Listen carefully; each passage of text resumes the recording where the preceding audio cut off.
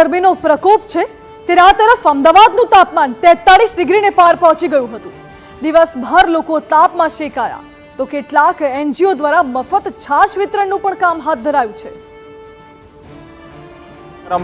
समग्र राज्य की बात કરવામાં આવે તો સતત 7 દિવસ સુધી ગરમીમાં શેકાવું પડશે। अलग अलग જે જિલ્લાઓ છે તેમાં અંગ દજાડતી ગરમી છે તે પડવાની છે તેવું પણ હવામાન વિભાગ દ્વારા શક્યતાઓ છે તે વ્યક્ત કરવામાં આવી છે। ખાસ કરીને અમદાવાદની વાત કરવામાં આવે તો અમદાવાદમાં જે હીટવેવની શક્યતાઓ છે, અમદાવાદમાં આગામી 2 દિવસ છે ઓરેન્જ એલર્ટ આપવામાં આવ્યું છે અને સમગ્ર રાજ્યમાં 7 દિવસ સુધી આ જ પ્રમાણે છે તે ગરમીથી રાહત નહીં મળી શકે। ખાસ કરીને વલસાડ, પોરબંદર, ભાવનગર, સુરેન્દ્રનગર, જૂનાગઢમાં હીટવેવની આગાહી છે। સૌરાષ્ટ્રમાં એટલે કે હીટવેવની આગાહી આપવામાં આવી છે અને સમગ્ર રાજ્યની વાત કરીએ તો 5 દિવસ આ જ પ્રમાણેની હીટવેવની આગાહી છે। અત્યારે હું અમદાવાદની વાત કરું ને મારા મોબાઈલમાં આપણે તાપમાન ચેક કરીએ તો 43 ડિગ્રી છે અત્યારનું અમદાવાદનું તાપમાન છે।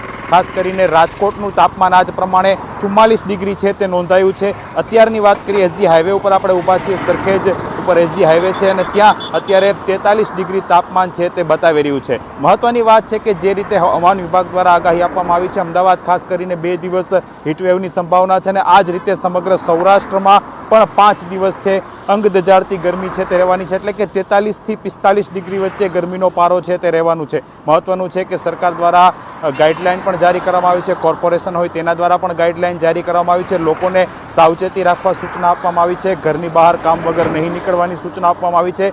સુતરાઉ કપડાં અને સાથે જે પાણી છે તે ખૂબ પીવું જોઈએ, બાળકોનું ખાસ ધ્યાન રાખવું જોઈએ। આ તમામ ગાઈડલાઈન છે એએમસીએ પણ જાહેર કરેલી છે। આ ઉપરાંત વાત કરવામાં આવે તો જે અન્ય જે જિલ્લાઓ છે કે જ્યાં ખાસ કરીને આગામી 5 દિવસ આ જ પ્રમાણે હીટવેવ રહેવાનું છે અને અમદાવાદ, ગાંધીનગરમાં સૌથી વધુ ગરમી છે તે પડવાની શક્યતા હવામાન વિભાગે વ્યક્ત કરી છે। કાળઝાળ ગરમીમાં વધુમાં વધુ પ્રવાહીનું સેવન કરવાની સલાહ તબીબો આપી રહ્યા છે।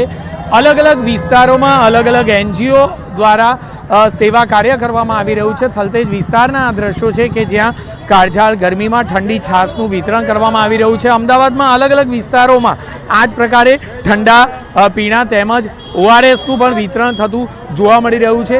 કેટલાક રાહદારી અને વાહન ચાલકો છે તેમની સાથે વાત કરીશું। કયા પ્રકારનો અનુભવ ગરમીમાં ઠંડી છાશ? અત્યારે ઠંડી છાશ પીને એક તો બહુ મજા આવે છે, બીજું અત્યારે ડિહાઇડ્રેશનના બહુ કેસીસ બની રહ્યા હોય છે, તો એના કારણ એમાં પણ આ લોકો આવી સેવા આપે તેના માટે એમને જેટલું પણ ધન્યવાદ કરીએ એટલું ઓછું પડે છે। શું માનો છો, અલગ અલગ જગ્યાઓ પર આ પ્રકારે છાશ વિતરણ કે ઠંડા પીણાનું વિતરણ થવું જોઈએ? હા, બિલકુલ થવું જોઈએ, કેમ કે આમના કારણે જ કેટલા બધા લોકોનું આપણે જીવન ચાલી રહ્યું છે। આના કારણે અમને ઠંડક મળી રહે। અમે કોલેજના કેટલા બધા બહાર એમનામ જેને પાણી પીવાની વ્યવસ્થા નથી હોય એમાં પણ આ લોકો આવી રીતે સેવા આપે એ એમના કારણે કેટલા બધાને અનુભવ મળી રહ્યો છે કે આવી રીતે કરીએ। ટૂંકમાં કહીએ તો રાહદારી, વાહન ચાલકો, રિક્ષામાં આવનાર વ્યક્તિઓ, તમામ પેસેન્જરો સહિતના વ્યક્તિઓને ઠંડી છાશનું વિતરણ કરવામાં આવી રહ્યું છે, જેના કારણે તમામ મુસાફરો અને રાહદારી તેમજ વાહન ચાલકોને ગરમીના સમયમાં હાશકારાનો અનુભવ થાય છે।